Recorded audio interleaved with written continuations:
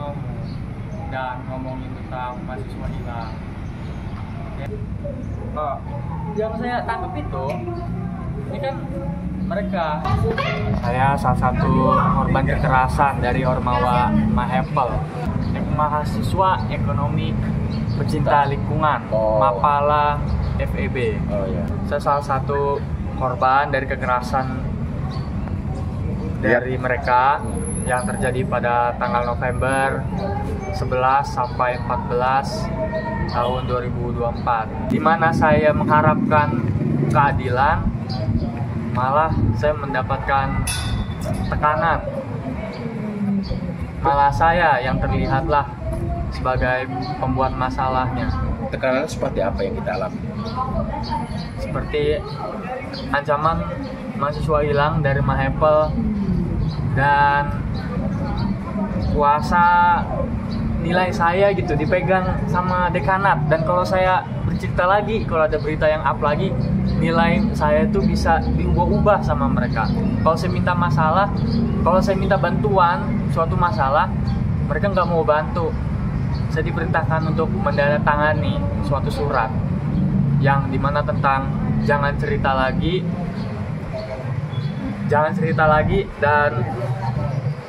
dan kekerasan yang kemarin itu Diksar kemarin itu tertulis sebagai sukarela, meskipun saya tidak ikhlas dengan apa yang terjadi. Kalau saya cerita lagi atau nyebar lagi, melibatkan semua pihak-pihak yang terlibat berwenang. Jadi kami meminta untuk segera memberikan sikap dari pihak kampus terhadap lembaga yang mengadakan atau menjalankan kegiatan tersebut, karena tahu kami sebagai mahasiswa, tahu kami sebagai aktivis organisasi anti fakultas, setiap kegiatan itu disetujui, khususnya oleh hidup mahasiswa, hidup mahasiswa, hidup rakyat Indonesia, hidup rakyat Indonesia, hidup Rahim Ibu Pertiwi, hidup perempuan yang melawan, hidup perempuan yang melawan. Digaungkan bahwa tanda tangan pimpinan itu tidak bisa dipalsukan. Tanda tangan pimpinan itu di kegiatan itu terjadi kasus, bahkan sampai diduga dan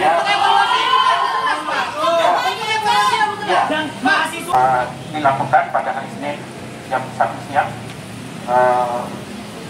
Yang satu kasus dengar dulu kasus. Saya mendapatkan laporan dari Bu Nelly. Lagi mereka akan dibuktikan. Nunggu lagi Pak.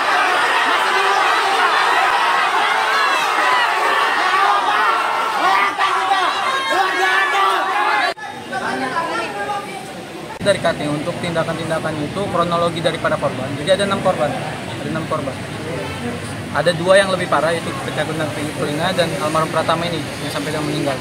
Itu mulai dari ditendang perutnya, dadanya, ditonjok-tonjok, bahkan almarhum saking tidak boleh minum, saking hausnya, almarhum minum spiritus.